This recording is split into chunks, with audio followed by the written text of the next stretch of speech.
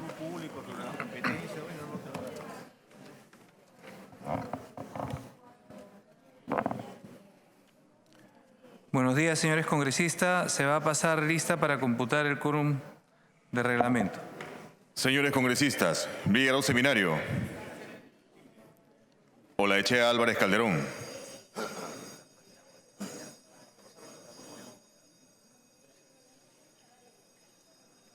Beteta Rubín.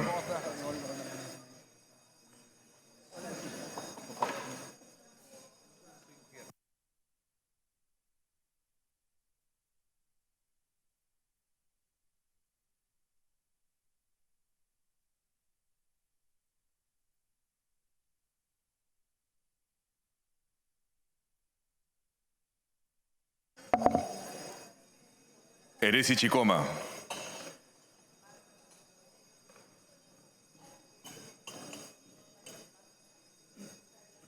Palma Mendoza.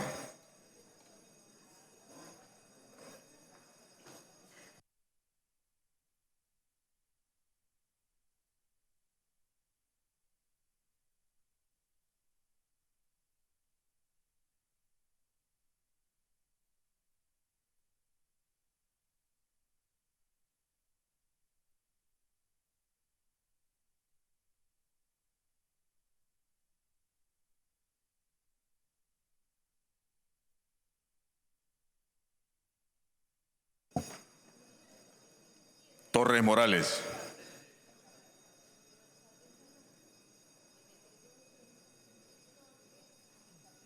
Salgado Rubianes.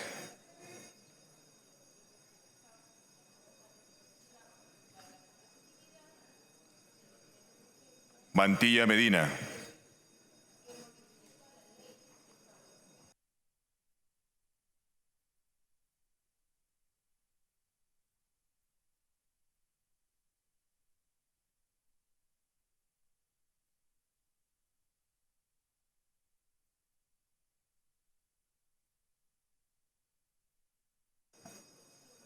Alcorta Suero.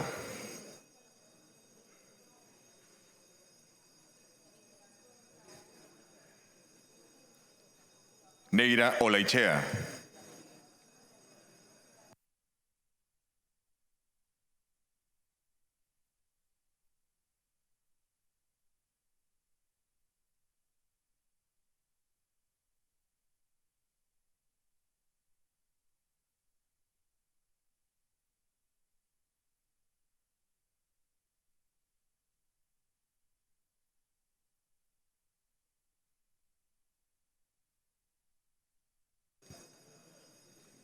Galarreta Velarde. Andrade Salguero de Álvarez.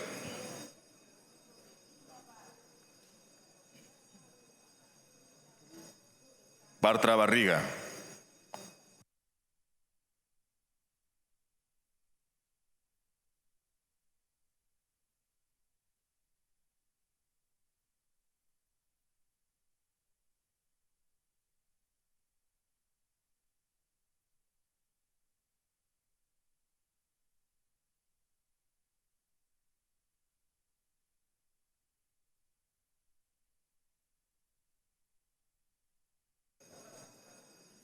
Becerril Rodríguez. Salazar de la Torre.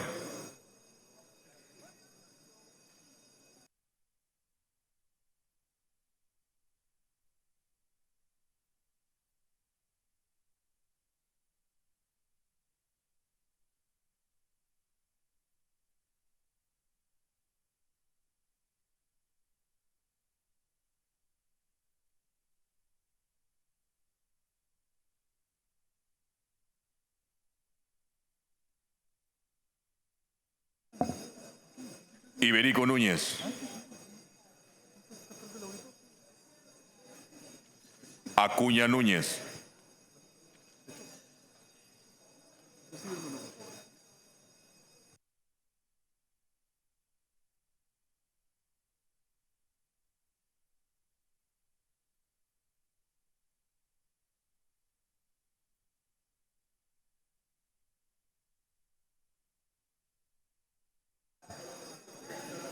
Wilka Flores.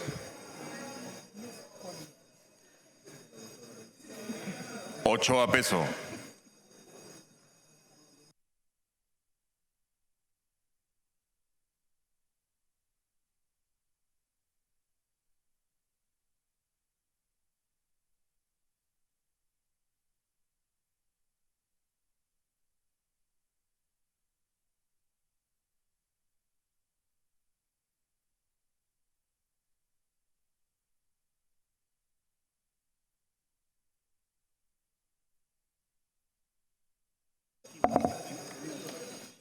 Apaz Ordóñez.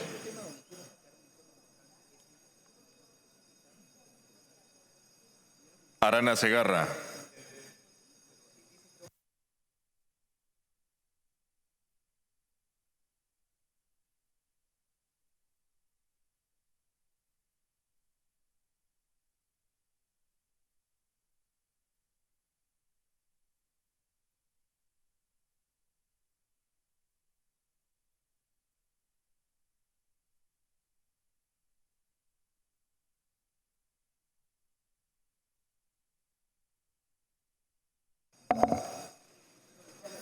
Robles Uribe.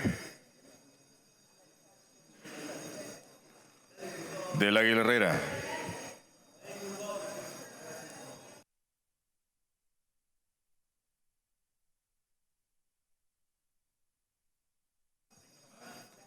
Violeta López.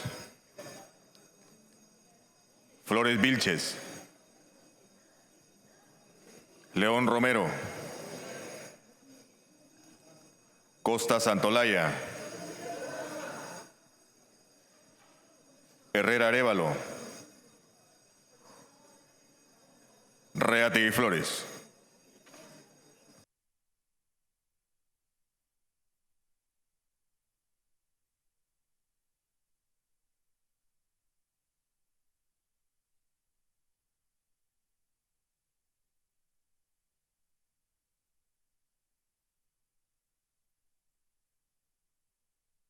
Buenos días, señores congresistas. Han contestado a la lista 18 congresistas. El quórum para la presente sesión es de 13.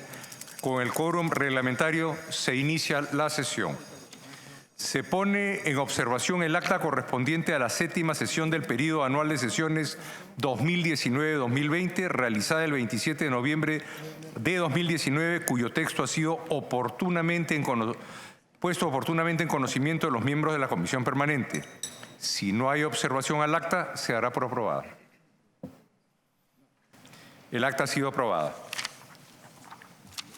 Señores congresistas, se va a dar cuenta de decretos de urgencia remitidos por el Poder Ejecutivo. El señor relator dé cuenta del primer decreto de urgencia. Decreto de urgencia 017-2019. Decreto de urgencia que establece medidas para la cobertura universal de salud.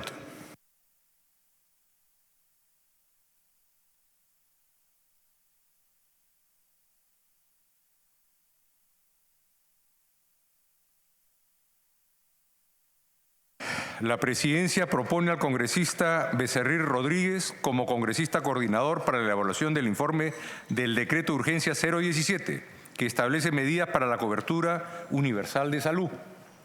Los señores congresistas que deseen participar en el estudio del decreto de urgencia 17 pueden solicitarlo en este momento.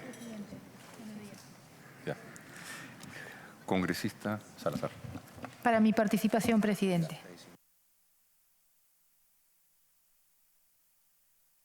Para mi participación, presidente. Salgado. Robles.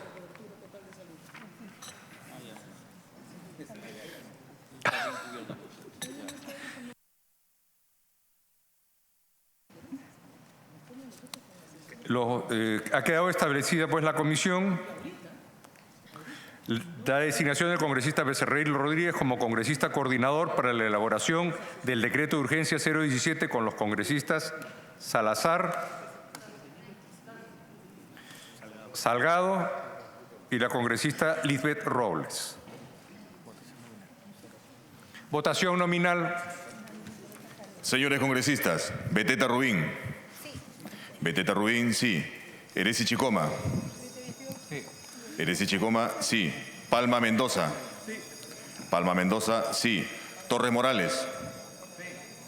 Torres Morales, sí. Salgado Rubianes. Salgado Rubianes, sí. Mantilla Medina. Mantilla Medina, sí. Alcorta Suero. Alcorta Suero, sí. Neira Olaichea. Neira Olaichea, sí. Galarreta Velarde.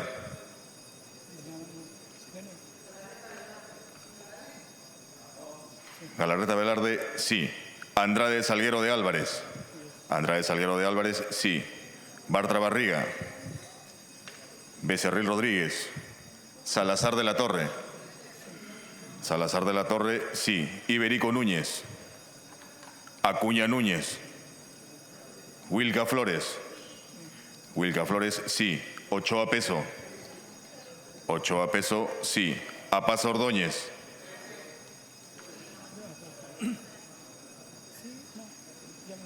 Apaz Ordóñez. Apaz Ordóñez, sí. Arana Segarra. Arana Segarra, abstención.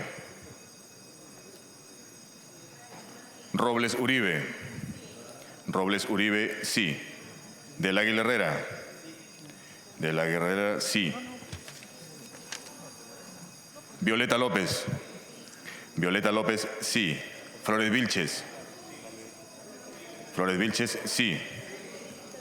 León Romero. León Romero, sí. Costa Santolaya.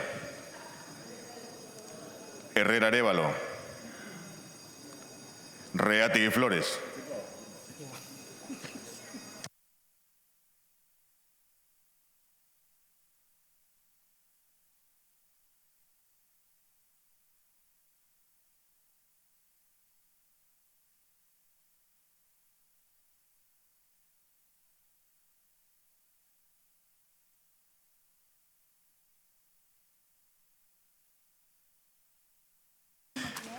Han votado 19 señores congresistas a favor, 0 en contra, 1 abstención. Ha sido aprobada la designación del congresista Becerril Rodríguez como congresista coordinador para la elaboración del informe del decreto de urgencia 017 con los congresistas Salazar, Salgado, Robles, para lo cual contará con el apoyo técnico legal del Departamento de Comisiones. Por favor, congresista Salgado. Sí, presidente, gracias. Como no ha habido estación de informes, me permito decir que estamos de acuerdo en el grupo de trabajo como lo hemos manifestado, porque ayer nomás me han llegado 2 denuncias de personas de necesidades y agudas en estado de pobreza, y que cuando van al CIS, no a este nuevo que están tratando de implementar supuestamente para todos, sino al actual, simple y llanamente, primero que les demoran en la atención médica y segundo que no hay las medicinas. Tanto que están hablando de la compra de medicinas, no existen las medicinas en los hospitales. No hay los instrumentos para poder operar, le hacen comprar al paciente todo lo necesario para poder efectuar una operación. Entonces, ¿qué engaña, muchachos, estamos haciendo con esta declaración populista de que todos van a tener CIS? Mentira, no van a tener CIS. Y lo decimos aquí públicamente, será cuestión de que vengan y que se alisten los funcionarios que tienen que venir a darnos informes, señor presidente, para que sustenten cómo van a financiar el CIS, cómo se va a crear infraestructura, cómo van a traer más médicos, cómo van a comprar los instrumentos suficientes para darle a todos los que están prometiéndole falsamente una seguridad en salud que no la van a tener, señor. Es un titular para la prensa y de aquella prensa que le sigue al gobierno para decir que van a tener CIS. Mentira. Ayer tengo 3 denuncias. Que vayan a ver a los hospitales, que vayan a ver las emergencias. Ahí están por falta de sillas de ruedas, no pueden ingresar a la emergencia en el hospital Almenara. Y a denuncia del propio sindicato de trabajadores que dice no hay sillas para poderlos pasar, no hay camillas. No hay ningún instrumento en los hospitales de Lima, menos en provincias, señor, donde no existen ni médicos ni enfermeras. Hay asistentes técnicos, porque ni siquiera para las puestas médicas hay enfermeras. Entonces, que vengan los funcionarios, señor, que venga el viceministro o el ministro, porque no están asistiendo a los grupos de trabajo, que yo sepa. Yo ya he participado en 3 grupos de trabajo y nos mandan funcionarios de tercer nivel, sin ninguna responsabilidad política, que nos prometen muchas cosas. Es por eso que sugiero a los que están en los grupos de trabajo que queden en actas lo que están diciendo los funcionarios. Porque si bien ellos no tienen responsabilidad política, te dicen cifras, te dicen nombres de lo que va a acontecer. En el trabajo que hemos terminado casualmente con el congresista Ochoa por las escuelas rurales, que se les ha otorgado el dinero que se ha transferido a último momento al Ministerio de Inclusión, para que a su vez el Ministerio de Inclusión pase a Foncodes y a su vez Foncodes les pase a los núcleos ejecutores, entonces está el presupuesto ejecutado. Está ejecutado en papeles. No hay expedientes técnicos, en algunos casos recién van a comprar supuestamente los módulos para mejorar las escuelas rurales. No están todas las escuelas rurales que nos mandaron en un proyecto de ley que ya estaba aprobado en el Congreso de la República, o sea que han dejado a otras escuelas rurales sin atención.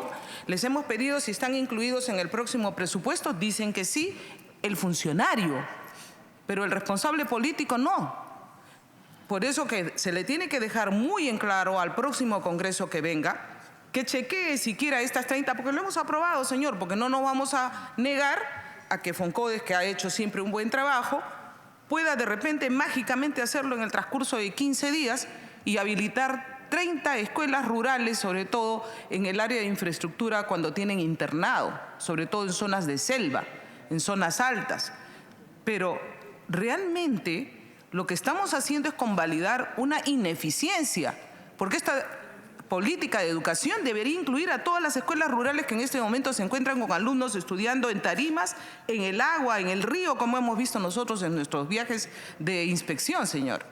Entonces, estos decretos de urgencia, que a Dios gracias el comercio ha sacado un editorial, aleluya, en el que está diciendo muy claramente algo que nosotros ya estamos poniendo por escrito en los informes. Señor, que se están dando las cosas sobre materias que trascienden la propia Constitución con flagrante omisión y que no son urgencias para nada, como la ley del cine, señor. ¿Qué urgencia tiene cuando nuestros niños se van a quedar estudiando este año adicionalmente sobre tarimas que están en el agua? O sea, más importante es hacer cine que darle a un niño que viene después de 15 días de canoa una cama decente que esté lejos del agua que corre bajo su escuela. ¿Qué clase de decretos de urgencia estamos dando, señor? Y es por eso que hago una exhortación desde aquí, que espero que usted la coja, señor, para que podamos decirle a los ministros y viceministros que tengan la valentía de venir aquí a la comisión permanente como obliga la ley, y no que se estén escudando en funcionarios de segunda y tercer nivel. Nos mandan a sus funcionarios para evadir sus responsabilidades, señor. Nos mandan a funcionarios para que ellos carguen con la culpa y luego se vayan a juicio. Pero los responsables políticos se están escondiendo, señor, de los decretos de urgencia que están haciendo. Gracias. Gracias, congresista Luz Salgado. Congresista Lourdes Alcorta, por favor. Gracias, presidente. Una cosa muy corta. En realidad, lo que está haciendo el gobierno es fuera de control, porque no hay ningún control para ver lo que hace el Ejecutivo. Mandan decretos de urgencia, decretos supremos, hacen lo que les da la real gana. De eso no se van a librar. Lo del CIS es una reverenda estafa, porque a la gente pobre, la gente humilde, es que están todos protegidos. Claro, el presidente vaga por todo el país y va dando el discurso primero contra el Congreso, porque qué manera de haber perversamente atacado el Congreso para desprestigiarlo y llegar donde estamos, a unas elecciones al 26 de enero, donde todo es realmente humo. Lo segundo, presidente, es porque, claro, con el discurso que van a tener todos asegurados, todo el mundo aplaude, pero la gente pobre, la gente humilde, la gente que necesita el seguro integral de salud, padecen las de... Solamente un futbolista que tuvo un choque no pudo atender, no veían los medicamentos. La gente en provincias, acá en Lima, no pueden ser atendidos porque no hay un curita en ninguna parte. Acá hay gente que los mismos del Ejecutivo no tienen ni dónde están parados. No saben, por ejemplo, que en la periferia de Lima, no acá en San Isidro, Miraflores, o Breña, o Magdalena, o Surco, en la periferia de Lima hay hospital, hay centro médico y hay posta médica. Y no hay un curita. En un hospital, el hospital Laos, Franco Laos, nació un niño, murió, lo resucitaron, volvió a morir, volvió a resucitar. Hasta el día de hoy no hay un protocolo. Ese hospital está repleto de parturientas y no hay un curita porque no es un hospital para parturientas. Pero ni el director de ese hospital, que no ha sido capaz de entregar un diagnóstico y un protocolo de qué pasó, no ha sido capaz de informar al Ministerio de Salud de que es un hospital que lo único que recibe son parturientas. 2 o 3 en cama, en los pasadizos. Yo fotografiado, tengo filmado eso. Se lo he mandado, hablé con la ministra anterior. Es una estafa, porque por más que tengamos, todo el mundo tenga el tema del CIS, es un colapso total, no hay capacidad para atenderlo. Esa es la indignación que hay. Pero han botado plata como cancha, le pagan a los corruptos plata como cancha y encima ni siquiera han sido capaces de ejecutar un presupuesto ni al 45%. Eso sí meten a toda la familia a trabajar al Estado, ¿no? Es una vergüenza. Comparto la crítica que ha hecho la congresista Salgado. Gracias.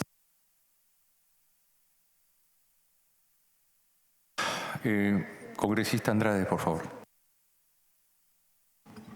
Gracias, señor presidente. Yo también tengo algo que informar, que es muy importante también, para recordarle al Poder Ejecutivo, sobre todo al Ministerio de Transportes y Comunicaciones, que se encuentra próximo a vencer la resolución directoral 5695-2018, la misma que viene ampliando la restricción de accesos dispuesta originalmente por la resolución directoral 041-2018 y cuya vigencia culmina el 31 de diciembre del presente. Se necesita que esta medida legal se extienda, señor presidente. Me refiero al serpentín de Pasamayo, que con esta resolución se le dio un plazo hasta el 31 de diciembre. Ya los vehículos de transporte público están transitando por la variante, pero al vencer van a volver nuevamente al serpentín. Y no olvidemos lo trágico que es transitar por allí, la cantidad de accidentes que hay en Pasamayo. Diariamente unos 1.500 vehículos de transporte de personas, las cuales desde la dación de la medida ha aumentado a 1.700 a diciembre del 2019. Quiere decir que ha aumentado un 15% que ya se viene transitando por la variante. Pero este decreto vence el 31 de diciembre del 2018.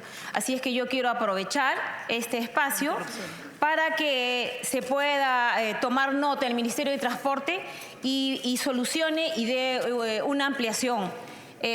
Señor presidente, ¿me permite una interrupción? Me ha pedido la congresista Luz Salgado. Interrupción, congresista Salgado. Sí, muy rápidamente, presidente, a raíz de lo que ha comentado la congresista Andrade, que es un grave problema para descongestionar la carretera de la vía Panamericana Norte. Ahora están prometiendo nuevamente, que lo vienen prometiendo desde el gobierno de Ollantumala, lo de la carretera central. Siguen los accidentes porque simple y llanamente no hay un interés. El ministro de Transportes, que debería estar solucionando estos casos, ahora vienen a prometer una nueva carretera central. Señor presidente. Sí, presidente, solamente para decir que esta comisión permanente, yo creo que no puede quedarse callada y no mostrar su indignación frente a graves pedidos que estamos denunciando, no ahora, desde antes, que se haya pasado por alto y que se quiera tapar que el Perú le ha regalado 524 millones a Odebrecht, a esa empresa corrupta, a esa empresa que se ha demostrado que nos ha robado a todos los peruanos y que ha quitado posibilidades de salud, de educación, de transporte, que nos ha quitado la vida, señor.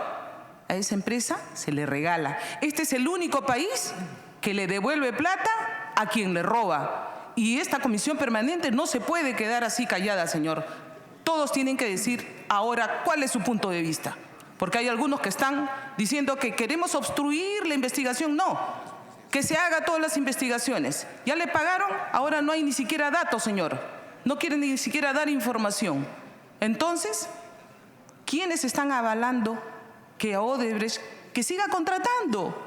Que siga contratando a través de sus filiales, del Club de la Construcción, ¿no? Que pueda seguir vendiendo sus acciones con las empresas que tiene aledañas y que se reformulan para nuevamente contratar con el Estado peruano. Eso para nosotros, como ha dicho un abogado prestigioso, es una traición al Perú, señor. Gracias, congresista Salgado. Congresista Andrade, para que termine. Sí. Gracias, presidente. Sí, presidente, para terminar, quiero mencionar también que ya han transcurrido 72 días de el cierre de este Congreso, donde vemos pues decretos de urgencia que se están girando, sobre todo se están dando para beneficiar a los amigos, presidente. Yo me refiero al decreto de urgencia el 022.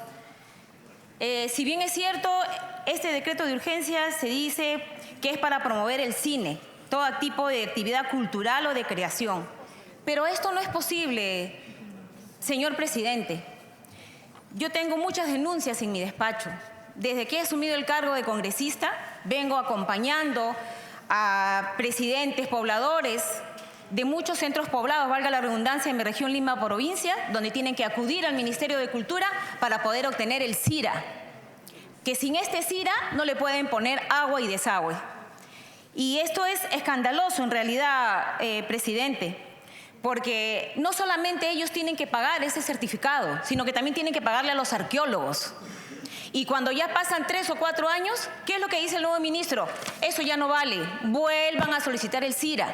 Y sin embargo, estas personas que son de los centros poblados, simplemente a 2 horas de Lima, presidente, no pueden tener en pleno siglo XXI agua y desagüe. Pero sin embargo, este decreto de urgencia, el 022, son para los amigotes que quieren promover el cine. Primero solucionemos las necesidades básicas, presidente. ¿Qué es lo que tenemos que hacer?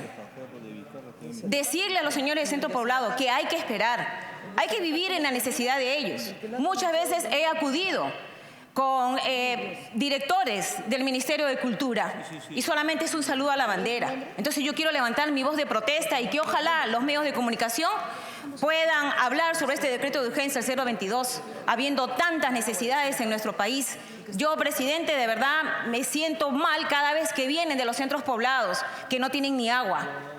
Y sin embargo se le da un decreto de urgencia para el cine, para promoverlo. Claro, ya vemos pues que para los amigotes se dejó todo firmado antes de salir por el exministro. Pero todo cae por su propio peso, presidente. Y hay que solucionar el tema de agua y desagüe que necesita nuestra población. Gracias, presidente. Gracias, congresista Andrade. Tiene la palabra el congresista Edgar Ochoa. Bueno, presidente, de hecho el decreto de urgencia 017 en su espíritu marca una pauta del derecho de acceso a la salud, ¿no? Sin embargo, hay que tener en cuenta de que este decreto de urgencia, que incorporaría más de 4 millones de nuevos peruanos que no acceden a salud, es necesario que el Ejecutivo, ya la Comisión la tendrá en presente, es necesario que el Ejecutivo pueda sincerar los niveles presupuestales. Es decir, porque en el decreto de urgencia no aparece esta demanda de lo que implicará atender a nuevos peruanos en un sistema integral de salud. Solo el decreto de urgencia señala que se financiará con cargo a los recursos propios de la institución. Ya uno de los asesores del Ministerio de Salud ha anunciado una transferencia importante de aparentemente 300 millones, pero no está sustentado eso en el decreto de urgencia. Entonces creemos que el derecho a la salud es fundamental, la universalización del sistema de salud es fundamental, pero tiene que estar acompañado de la carga presupuestal. Y ese es un tema que seguramente podríamos sí exhortar al gobierno para que pueda aclarar, para que pueda determinar y la población pueda decir si efectivamente hay una oportunidad de derecho a la salud, pero estos son los recursos, porque si no, presidente, se precariza. Es decir, a los que ya están en el sistema integral de salud se les atiende muy precariamente y a ello vas a incorporar 4 millones más y entonces estamos atomizando el presupuesto tanto que no vamos a permitir en realidad que se atienda. Entonces creo que por esa lógica es importante señalar que el Ejecutivo tenga que sincerar el tema presupuestal para la implementación del sistema integral de salud, presidente. Muchas gracias. Gracias, congresista Ochoa. Congresista Neira, congresista Arana, congresista Mantilla. Gracias, señor presidente. Por su intermedio saludo a mi colega. Es importante dejar constancia del grave problema o crisis que está generando este periodo del cierre del Congreso, por lo cual el ciudadano ya no tiene la defensa a través de la representación y la fiscalización del Congreso.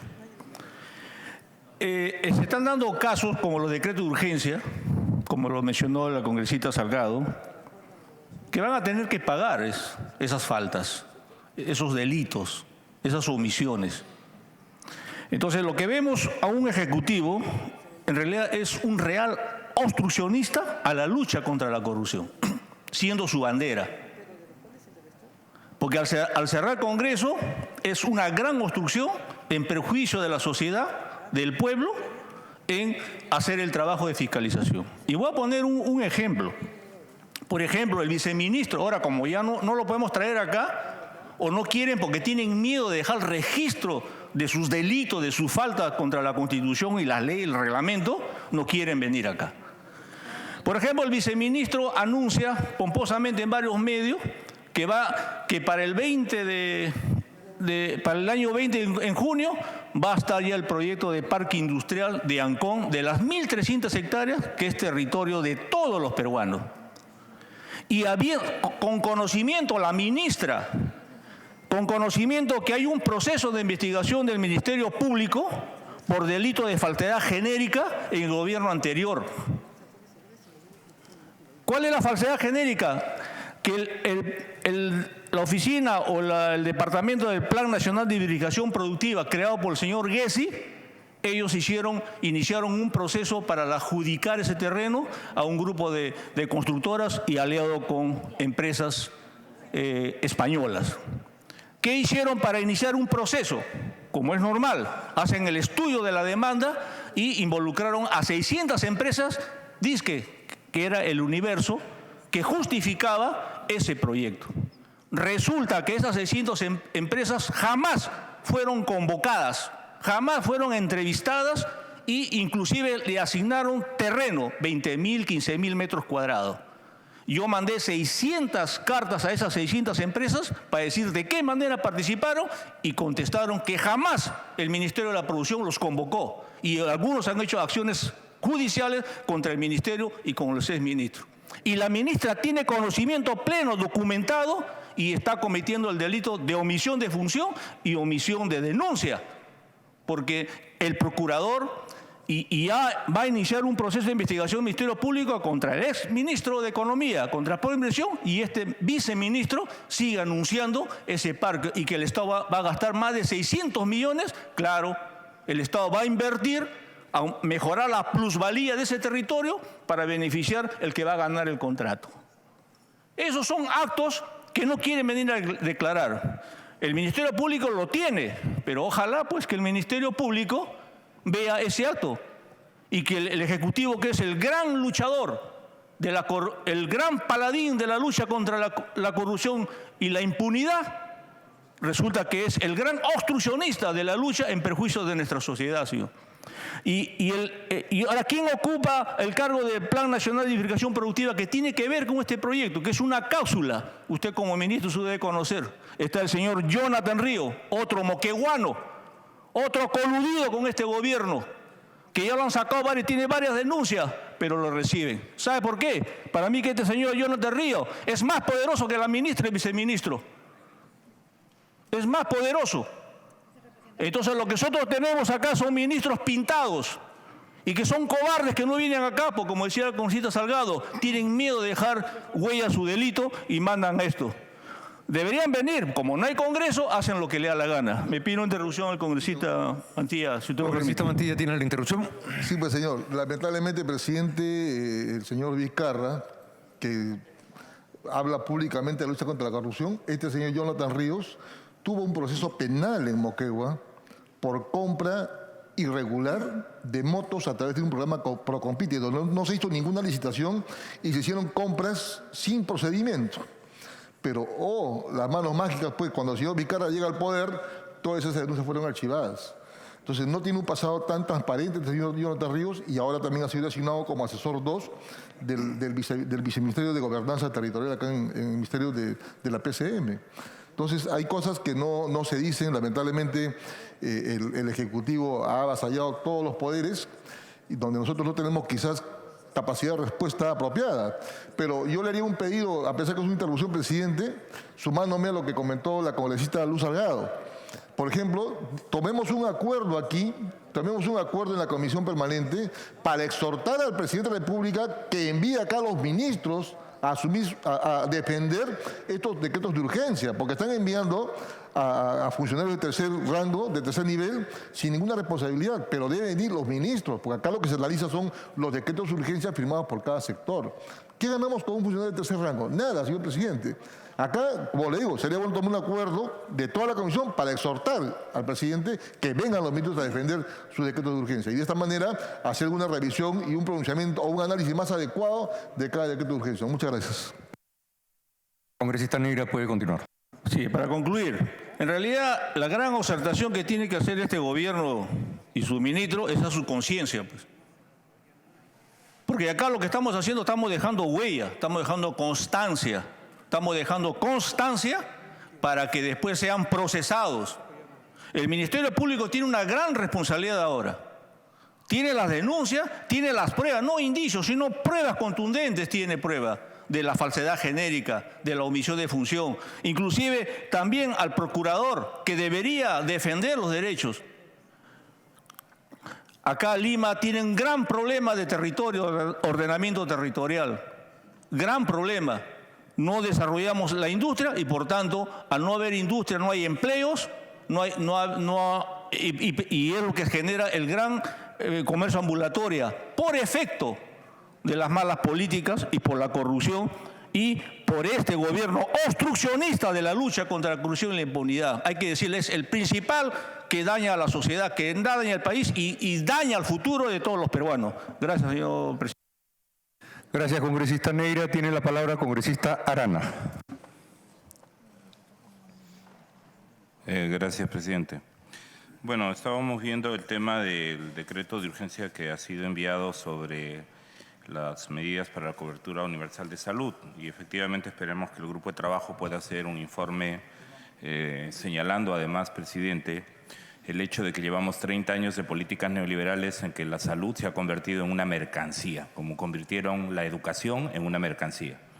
Y lo hicieron por la Constitución que dejaron, lo hicieron además por el estrangulamiento de recursos públicos hacia el sector salud y el sector educación, para que se hicieran el negocio de las aseguradoras y de los bancos con clínicas, ¿no? Y entonces mercantilizaron la salud, pues, ¿no? Y entonces ojalá que el informe recoja también esa perspectiva, porque en realidad lo que estamos teniendo es una vulneración del derecho a salud de manera sistemática cuando se recortan presupuestos o cuando se hace demagogia sobre cómo la atención del Seguro Integral de Salud se va a universalizar con recorte de presupuesto. Pero, presidente, yo también quisiera demandar, cosa que hicimos en el Congreso desde la bancada del Frente Amplio, y a la cual Fuerza Popular se opuso, también se oponía curiosamente el ministro de Economía, el señor Oliva, que este gobierno debería, dentro de sus facultades, ya que este Congreso no lo quiso hacer, dar el decreto de urgencia para el fortalecimiento de salud y cerrar la brecha de deudas que tiene el sector público y privado con el salud, ¿no? Recordemos que hay una deuda de más de 4.000 millones de soles a salud y claro, nos quejamos de que la atención para el asegurado es mala, en parte porque los congresistas tenemos seguro privado, ¿no? Y no pisamos los hospitales de salud, ¿no? En algún momento cuando planteamos que una medida que no sería populista, sino más bien real, de que los congresistas fuéramos a salud, ¿no? Recuerdo haber recibido una crítica durísima señalando que eso atentaría contra los congresistas y la seguridad de los propios trabajadores del Congreso, que dicho sea paso habían logrado un seguro privado, justo fruto de sus luchas sindicales y de los acuerdos colectivos, ¿no? Pero para los congresistas, buena medida podría ser esa para que tengamos en cuenta que el tema de la salud y en el sistema de salud está totalmente abandonado y colapsado. Y por eso, presidente, demandar y exigir al gobierno, ¿no? Que ya que está dando leyes que además podrían ser controvertidas cuando tienen que ver con exoneraciones tributarias, como lo acaba de hacer, con la exoneración de tributos para las exploraciones mineras, cuando en este momento sabemos que, por ejemplo, en Apurímac se están queriendo cargar porque han concesionado una zona arqueológica. Cuando en este momento sabemos, presidente, que además en Madre de Dios hay una amenaza muy seria sobre reservas de protección natural. Pero igual este gobierno, ahí no escucho nada de la mayoría de señalar cómo este gobierno sigue alineado con los mismos intereses económicos y los lobbies que han llevado a que estas leyes de exoneraciones tributarias para estos sectores se den, ¿no? Y tendrá que ver pues con las donaciones que ha hecho Minera Buenaventura, Minera Volcan, a la señora Keiko Fujimori. Con eso tendrá que ver, pues, que justamente ahí sí no estamos hablando de la protección de los derechos, de la falta de recursos para invertir en salud, en educación, etcétera. Y por eso, presidente, ya que el sector privado le adeuda a salud 2.785 millones, presidente, y el sector público le adeuda 1.300 millones de soles. Entonces, ya que estamos hablando del tema de salud y escucho las preocupaciones de que se está vulnerando el derecho a la salud, ¿no? Y que el SIS no va a funcionar, etcétera, que son preocupaciones legítimas tal como está viniendo la ley de presupuesto, efectivamente deberíamos emplazar al Ejecutivo, ya que este Congreso no lo quiso hacer, que dé el decreto de urgencia para fortalecimiento de salud y cerrar la brecha de deudas con salud. En hospitales, presidente, tenemos una brecha enorme de infraestructura hospitalaria de 32.000 millones de soles en salud. Hay un informe de OIT al respecto. Tenemos una brecha de 9.000 enfermeras y 5.000 médicos, ¿no?, que no están pudiendo ser contratados porque salud no tiene el dinero para hacerlo. Y entonces lo que vemos, presidente, es que efectivamente, con eso quisiera concluir. Uno, la conversión del derecho a la salud en una mercancía, como han hecho con la educación, y ahorita la CONFIEP está presionando además para exoneraciones tributarias a las universidades, ¿no?, ha sido muy grave y habría que inscribir el tema del abandono de la inversión pública, por ejemplo, en el SIS, con el tema de la conceptualización que han hecho de la salud como una mercancía. Uno. Dos, presidente, el tema de la brecha en otros sectores como es salud, que es la que he mencionado. Y hay proyectos de ley que no quisimos aprobar, que aquí no se debatieron, que eran los temas realmente importantes. Emplazar al gobierno para que dé el decreto de urgencia sobre el pago de deudas públicas y privadas a salud, ¿no? Y en ese sentido advertir también al Ejecutivo, porque la última ley que aprobó este Congreso fue el de agroexportadoras, que lo aprobaron con el asentimiento de todos, o de la mayoría, porque el Frente Amplio se opuso, también se opuso los compañeros de Nuevo Perú, a el tema de que en el sector agroexportador los trabajadores solo pagan el 4% de su salario a salud. Los demás pagamos 9%, pero a los agroexportadores 4%. ¿Quién se perjudica? El derecho a la salud de los asegurados. Y en ese sentido, presidente, emplazar al gobierno para que efectivamente puedan dar en el uso de sus facultades la ley del decreto de urgencia de fortalecimiento de salud. Me pide una interrupción, presidente, a través suyo, el congresista Neira. Gracias, congresista. Congresista Neira, por favor, tiene la palabra. Gracias, señor presidente. Gracias, congresista Arana. En realidad coincido esa observación que hay que hacer al Ejecutivo, pero hay que dejar bien claro de que todos esos problemas y las soluciones están en el Ejecutivo. Y vemos un gran problema de gestión, ¿no?, y de aptitud. Porque lo contrario de aptitud es ineptitud. O sea, lo que estamos en manifiesto es la ineptitud del gobierno en resolver esos problemas porque presupuesto tiene. Y leyes no necesita. Tiene todos los instrumentos legales que tiene el Ejecutivo para resolver esos problemas y no los está resolviendo.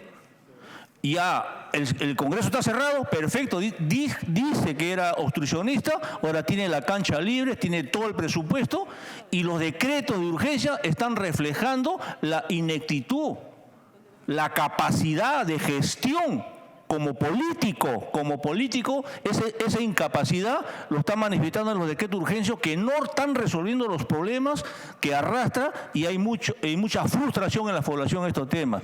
Gracias, congresista Arana. Una interrupción. Congresista Arana, le da la palabra a la congresista. Sí, a través suyo, presidente. Muchas gracias, presidente. Congresista Alcorta, por favor. Gracias, presidente. Gracias, congresista Arana.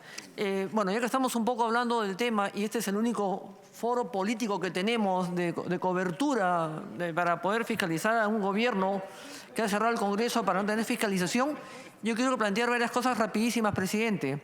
Como no hay control político y realmente no están haciendo lo que les da la real gana, tenemos que dejar constancia grabada, histórica, que esperemos que los medios también la cubran para el día de mañana. Hay un tema, el número uno, que es el tema de la hidroeléctrica de Chaclla, por ejemplo, ¿no? Donde hay un reverendo zafarrancho de cómo ha sido manejado esto. La deuda de Chaclla para el pago era de $630 millones. De ese monto, 319 millones han sido retenidos. Pago de la tributaria de $159 millones. Devolución a la empresa de $159 millones, menos 92 millones de soles.